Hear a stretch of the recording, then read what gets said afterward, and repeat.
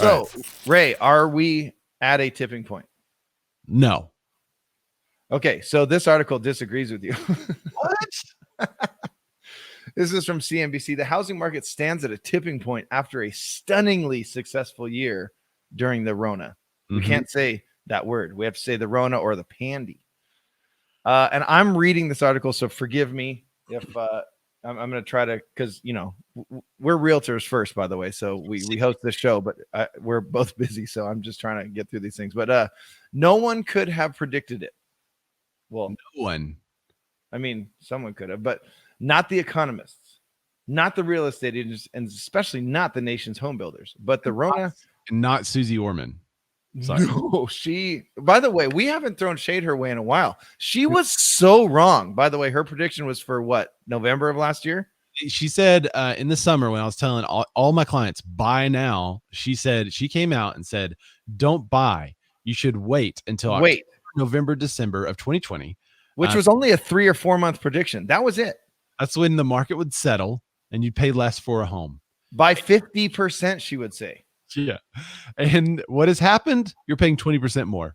Anyway, sorry. I had to throw that out. Susie, you were wrong. And by the way, you continue to be wrong. Today proved you wrong. Tomorrow's going to prove you wrong. And even if a correction comes in the coming months, you're still going to be wrong. She is not. I've called for an apology. She has not apologized. All right. Keep going. Dan, sorry. But I digress. But we digress. But the Rona has caused an emotional run on housing unlike any other. So now 1 year after the Rona shut down and warped so much of American life, things are still unpredictable, but the outlook isn't bright for housing. In fact, it looks like the perfect storm for a correction. And we define a correction as what, Ray? Usually a correction in the stock market's a 10% change. Okay. So it's a 10% drop normally. Which if we're 25% higher than a year ago on, you know, that 10% correction isn't going to be that big a deal. But we're right now 10.3% over a year ago, I think, on what houses are selling for. But home prices are overheated. Mortgage rates are rising. The supply of homes for sale is anemic, and consumer confidence in the housing market is falling. Rona-related mortgage bailouts are set to expire this summer. So a year ago, home sales ground to a halt. No one wanted to buy or sell or even enter a home, given all the physical and economic uncertainty that the Rona brought. I'm translating it as I speak, that the Rona brought. But just a few months later, housing hit the gas pedal and prices followed. The frenzy was hugely emotional, and the nation saw most aspects of life suddenly confined to its properties. Space became a major asset. That's where I want the pool at home. I want the workspace at home. I want the extra, schooling space at home. It was also fueled by very attractive mortgage rates, which set more than a dozen record lows throughout last year. After plunging nearly 18% from March to April and another 10% from April to May, sales of existing homes shot back up nearly 21% in June, according to the National Association of Realtors. This is a quote from Lawrence Yoon. The sales recovery is strong as buyers were eager to purchase homes and properties that they had been eyeing during the shutdown. And he is the NAR's chief economist. And he said that at the time, so a year ago. This revitalization looks to be sustainable for many months ahead as long as mortgage rates remain low and job gains continue. So Yoon was right. Home sales were not only sustainable, they were robust. By August, sales were running at the fastest pace since 2006, which I mentioned earlier in the show. So I want to break it down kind of to where we're at now. So mortgage rates, the average rate on the popular 30-year fixed mortgage began 2020 right at 3.75. It then fell at the start of the Rona in March. And then what did we get down to, Ray? 2.5%? No, I think the lowest I saw was like 2.7, 2.6, something like that. Yeah. And then refi rates were in the 2.25, like something crazy. So now rates are moving up again as another financial stimulus passed and the economy begins to finally open up significantly. The recent jump in employment should keep rates on an upward trajectory. So, and then there's some graphs. Again, if you want to go to it, this one's CNBC. Let's see, who's this from? I think this is from you again. The home sales market will experience countervailing, that is an interesting word, countervailing forces of the higher push from more jobs, but also the pullback of higher mortgage rates, said Yoon after the February employment report was released. We will have to wait to see which force will be stronger. So here's the biggest one. So to me, home prices. So low mortgage rates last year combined with a low supply and high demand for housing lit a furious fire under home prices. By January of this year, prices were up more than 10% year over year, and prices are now rising at the fastest pace since 2006. In some markets like Seattle, Phoenix, and San Diego, the gains are even larger.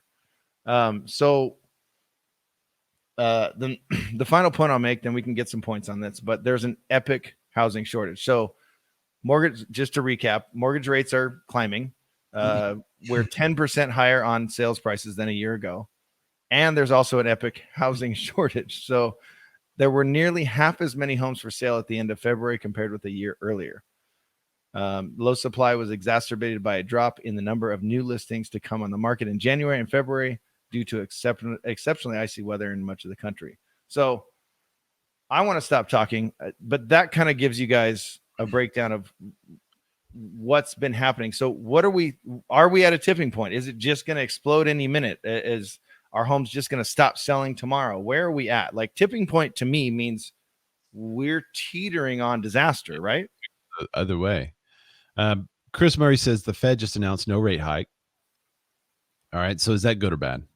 So the Fed, I have a video on this on YouTube, but the Fed has a two-pronged job. One is to maintain full employment, and the other is to not have inflation happen.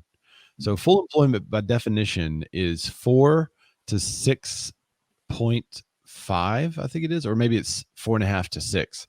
That's what they would consider, quote, full employment. And the Fed's job is to make sure that people can borrow money enough to where they can produce enough so that we hire enough people. Now, you could get to this point where everyone's got a job and rates are so low that they're like, wow, let's just buy all the things. And when that happens, producers can't produce enough to keep up with the demand, which is kind of what we're seeing in new builds. And FYI, Ray, as of March 5th, we're at 6.2% unemployment. 6.2. So we're almost at what would be considered full employment, 4.5 to 6%. So when that happens, when everyone's got the money and they're buying all the things and the producers can't keep up, then the price of things begin to increase, and that is inflation. So the Fed says we're not raising the rates, which means more people could buy more things, which is good.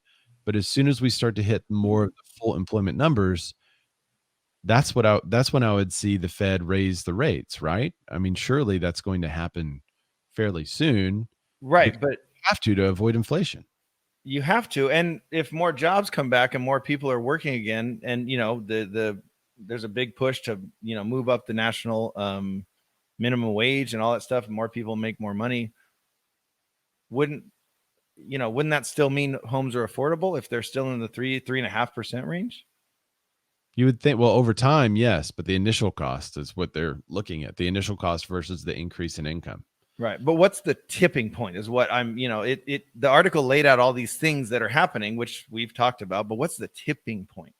I'd love to get some thoughts on this from the people in the comments too. Chris Murray said, and also people on Clubhouse. So what is the tipping point? If you're familiar with what the tipping point might be, let me know. I think it's got to be different than it was in 2007 and 8 and 9, but because it seems like the lending constraints are still pretty tight.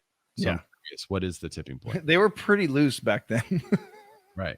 All right. So the thing with the tipping point is that things teeter until they fall. Think of a building being demolished. There is substantial longer time invested into getting to the tipping point, but when it tips, it falls fast. Yeah, which is what, by the way, when I mentioned Chris earlier, that's my broker. That he mentioned that on Monday's call.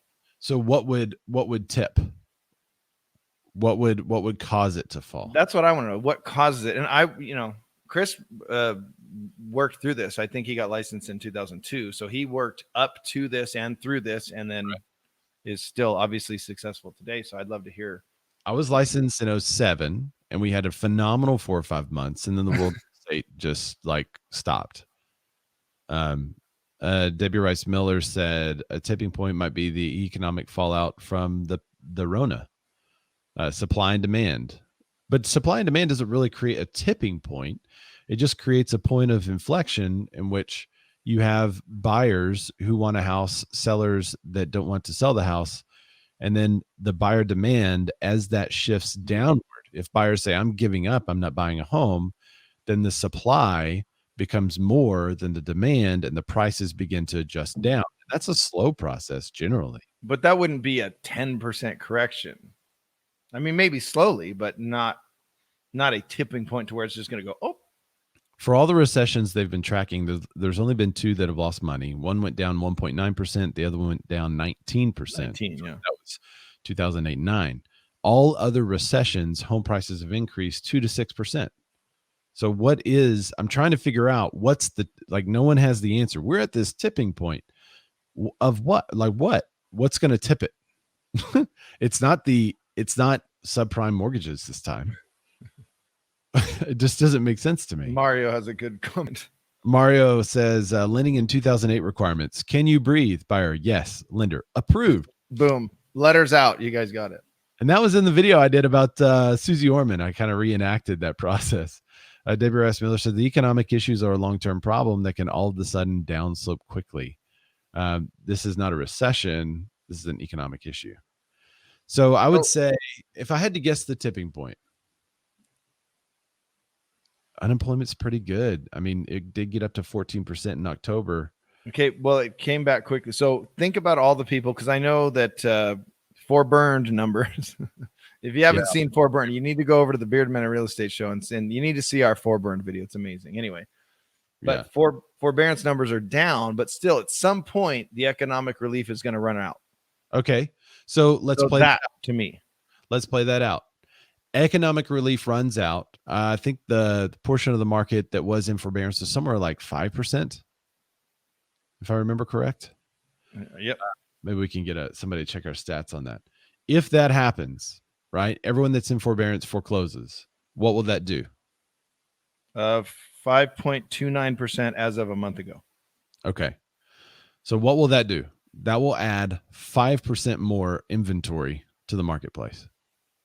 That's what I've said, and I know the point was I know, but then buyers are going to be like, finally, some inventory. And some inventory that might be a little more affordable if people have been living in those homes and not being able to pay for them for a year and a half. Right. The value may be that. Well, okay, but wait, Ray. Yeah. Maybe that'll correct the prices down that 10%. That could be the 10% correction so coming from the prices and the more competitive. It would be a more competitive for sellers on the middle to low end of the market. But I still don't see a tipping point. Let me go to Clubhouse. Lance, you're a smart guy. What is the tipping point, man? What are these people talking about? Oh, wait, we got to bring you up here. Could be, it could be completely wrong. And or, there could be, enough people see equity in their homes and too many people start trying to sell. I don't know. It's just so hard right now. This is not what it was 10 years ago. So it's a whole different animal now. And in the case where too many people start trying to sell, it adds inventories, which increases affordability for the current buyers. Well, we're also 3-point-something million homes short. So it's going to take a lot of these homes to fix that gap. What do you say, Lance? Well, with the short, it's like there is no tipping point. The market's super high. Even if it went down a little bit, a lot of people are still in the homes that they were in, 2-3 years ago. It's not like millions of people have moved. So even if this rock star market went down a couple percent or corrected a little bit, I don't think that's going to be the tipping point. And even if a bunch of these foreclosures happen, there's been enough equity in these homes for it to go up, for the homes to go up to people to actually sell the homes that they need to sell. It's not like they're going to be upside down. And the market went the other way during this entire crisis. That's another great point. Yeah, people selling that have plenty of equity, but they haven't been paying their mortgage. So technically, it's going to be Chris mentioned this too the other day. Technically, it's a short sale or you're in foreclosure, but you have $300,000 in equity. Yeah, before the pandy, we were talking about how there was $2 trillion wrapped up in equity around the country, and now it's even more because of the price increases that have been happening. Yeah. But let's say they haven't been paying their $1,500 a month for 6 months. That's what, $9,000. Well, they could put their home on the market right now and get way more than $9,000 over the market value of the home, so they could cover the forbearance cost, they could cover the real estate fees, title cost, and everything, and then still walk out with a good amount of equity. Yeah. So I totally agree. I don't see that as a tipping point. So, all right. Well, we don't have any more comments on there. No one else is raising their hand. Oh, wait, Lance said something else. What was that, man? Yeah, just because of how much the market's gone up and everything that's happened, it's just like there is no prediction of what this tipping point can be because there's just so many different variables compared to what it's been in the past.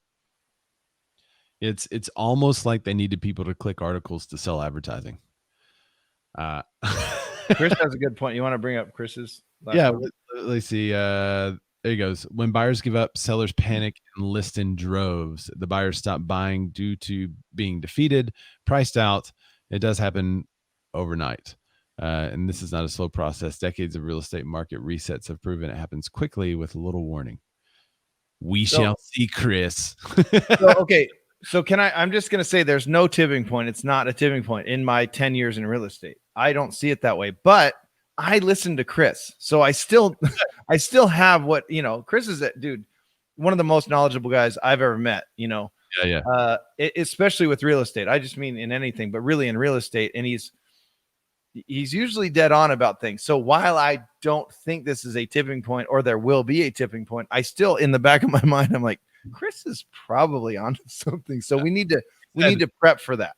He said, this is what every agent told me in 2005, and builders have been in their projects for years. Yeah, that's true. They did. But, back then, especially in the area that I was working at the time, if you had a cell phone and a pickup truck, you could be a builder.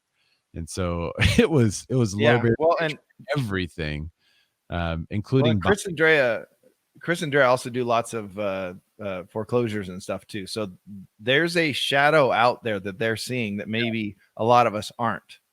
Okay, so let's play out his scenario too. I think the only way that continues to happen. All right, so I'm going to put it back up here. Buyers give up, sellers panic and list in droves because, hey, this was our opportunity. We're actually missing the opportunity. There's more supply. And so they all throw their home on because they actually do want to make a move. And then the buyers have just kind of left the market. What would cause them to leave the market? If they see a bunch of people listing, you could argue that's going to cause them to come back onto the market. And if the people are listing and they're listing at lower prices, then they're more encouraged by that. But the thing that could keep the buyers from entering back into the market is if the rates increased at the wrong time. If the Fed raises the target, the rates go up to 4.5%, 5%. Right. Then I would say that you're going to have a lot of people totally discouraged about jumping back into the housing, and maybe then worried about the crash, and then worried about, well, if I buy this house, it's going to go down in value. So I could see that. But then won't it be if the interest rates go up, but that price comes down enough to where it's compelling, but then it's still just a correction, not a tipping point. Well, yeah, and he makes the point that I was going to talk about too. If the buyer does give up and then they sign the lease and they're in a 12-month lease, 12-year lease, that's crazy. But yeah, he meant 12 months. Yeah. If they're in that 12-month lease, then bam. Chris Burr says, DR Horton, Lennar, KB halted construction in our area and waited to resume until 2017. Yeah. We'll see. I think builders are a lot more measured than they were back then, it seems. They're not building them as fast. Back in the start of 2020, housing starts were up 13%. They've actually decreased. There was another article that we saw. The housing starts have decreased 10% versus the predicted 2.5% in February. So